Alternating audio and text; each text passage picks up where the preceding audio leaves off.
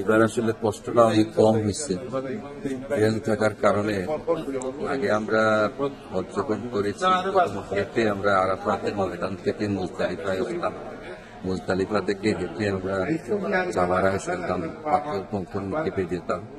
এবার এখানে ট্রেন থাকার কারণে হাঁটতে হয় না, অনেক সহজেই আমরা এই কাজগুলো সম্পাদন করতে পেরেছি, খুব সহজ হয়েছে। আসসালামু আলাইকুম। আলহামদুলিল্লাহ, আমার কাছে মোটামুটি সবকিছু ভালো লাগছে, আল্লাহ শুকুর আলহামদুলিল্লাহ। এই খাওয়ার ব্যাপারে কোনো কমপ্লেন নাই, বা পাখাও ঠিক আছে আলহামদুলিল্লাহ। আমার কাছে তেমন আর সুন্দর লাগছে না, ভালো লাগছে আলহামদুলিল্লাহ, ভালো লাগছে। ট্রেনের ভিতরে তো যে সময় গেছে কম সময় লাগছে, এবং এই যে সময়টা মোটামুটি এয়ার কন্ডিশনের ভিতরে থাকছে ভালো লাগছে, আর সেরকম সময়ে যাওয়া গেছে।